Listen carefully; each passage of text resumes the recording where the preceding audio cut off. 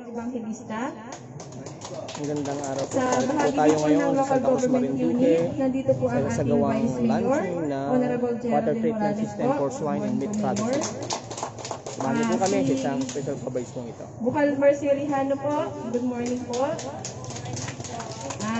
Sa mga founder po at members ng POMCO, pinangungunahan po ng kanilang BOD Chairman, si Sir Nelson Piña Flor,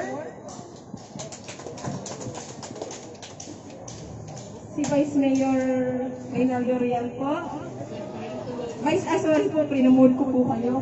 May future po kayo. So, si Vice Chairman po ng POMCO. Yan. And then, ang kanila pong masipag na General Manager, si Sir Bencito Morillo.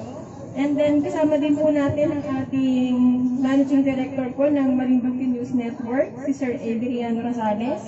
Good morning, sir, and thank you po for the opportunity of having us. So, welcome po nga dito sa ating project launching. Para bigyan po tayo ng inspirational message, may we call on po our beloved Provincial Director Roniel M. Macatol po for his inspirational talk. Yan, maraming salamat, Noemi. At magandang umaga po sa ating lahat. Isa-isahin ko po ang dito po sa listahang hawak ko. Ang Executive Secretary po ng ating punong bayan, Dr. Antonio L. Uy, si Ma'am ang ating pong Regional Director, RD Angelito Sapo, ang ating pong chairperson po ng POMCO, si Mr. Nelson Piñaflor. Sir, good morning. At sa ating pong butihing Vice Mayor, ako lagi very supportive po sa mga programa ng hindi lang siguro ng DTI, na lahat po ng ahensya ng gobyerno. At sa lahat po ng mga kasama natin sa POMCO, si Consehal Nori Caraan, good morning ma'am. And Barangay Captain po ng Manlibunan, Captain Emil Godin. Pasensya na po, at hindi ko po. At ako po ay ibaga, nagpapakilala pa lang na kahit po ako yung magdadalawang taon na dito po sa ating pong lalawigan. Ayan, may mga kasama po kayo mga naging nag-inventory yung mga proyekto namin. Ayan, so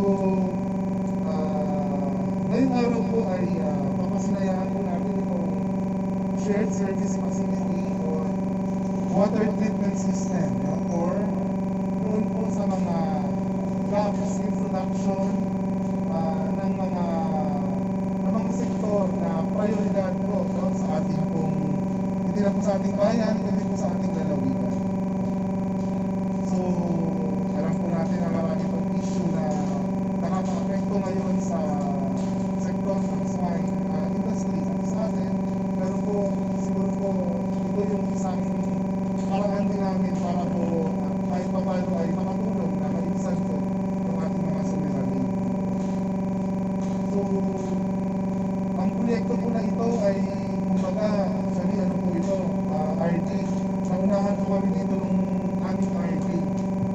Kasi po, na-encounter niya po itong project ng POMCO sa isang meeting po ng PRDP. At doon po mismo, sa meeting na iyon, ay kinumit niya itong intervention po ng DTI na mag-establish po ng water treatment facility. Kaya pasalamatan po namin ang aming RD. Ayan po. So itong water treatment facility po, essentially, gagamitin po siya doon sa proseso ng swine meat processing, kasi parang isa sa mga requirement ay dapat yung tubig na gagamitin sa pagpuproseso ay siguradong malinis, pure. So makakatulong po siya doon sa quality and safety ng ating meat products. And aside from that, pwede rin po siyang maging another source of income sa pamamagitan po ng yung mismo pong output na purified water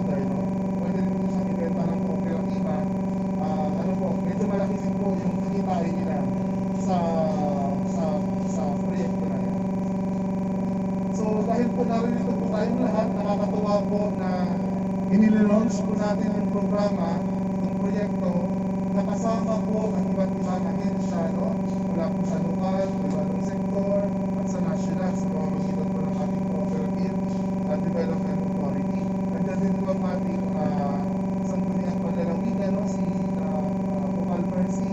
Very supportive po sila, no? Pero noong December, naglabas po yan sila ng isang resolution na naghihikaya, hindi lamang po sa government agencies, ganoon din po sa private sector na pangkiligin yung mga produktong lokal. So, sabi na sila, ano po yan, sinusuportahan po nila yung slogan namin sa DTI na buy local, go local. Sina sa Sangguniang Bayan naman po, nila Vice Mayor Morales, very supportive din po sila, no?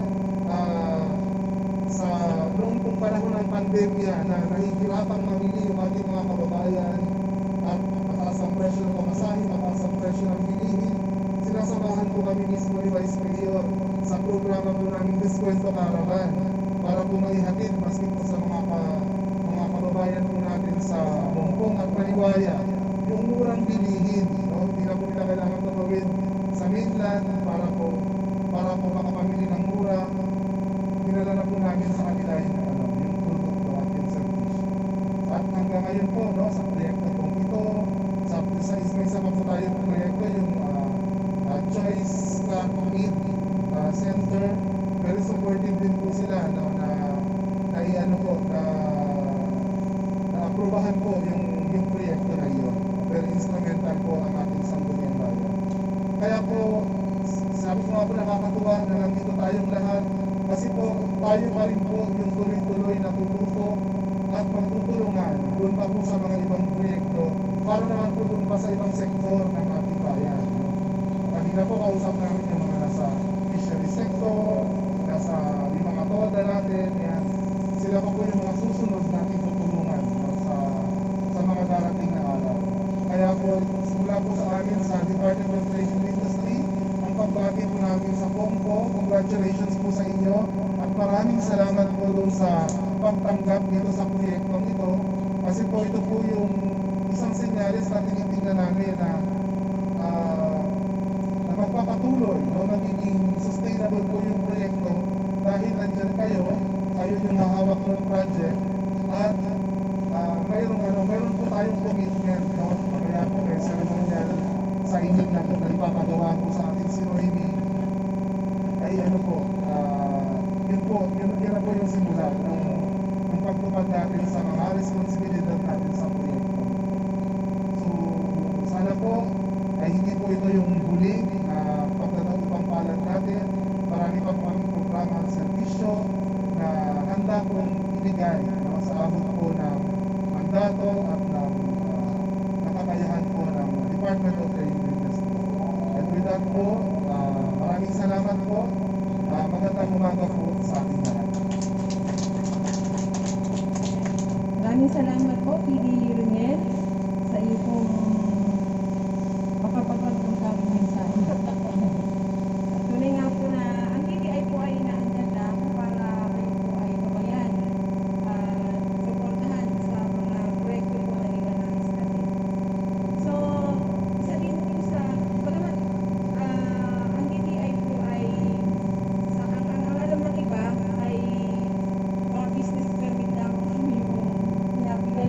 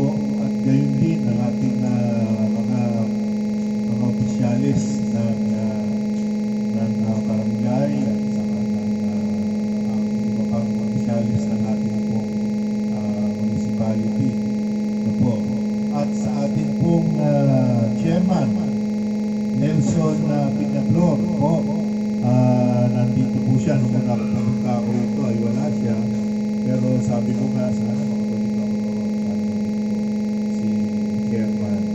At gayon din po yung lahat ng mga board of directors. Binabati ko po. At lahat po ng mga miyembro ng ating pong kooperatiba. I-announce ko na po agad sapagkat ito po ay project launching ng water treatment system for the swine meat processing. Ito po, naiinggit ako kay Director sapagkat meron siyang daladalang project na agad para sa inyo. Oo. Pero i-announce ko na rin po, recipient po kayo ng 50,000 na financial assistance.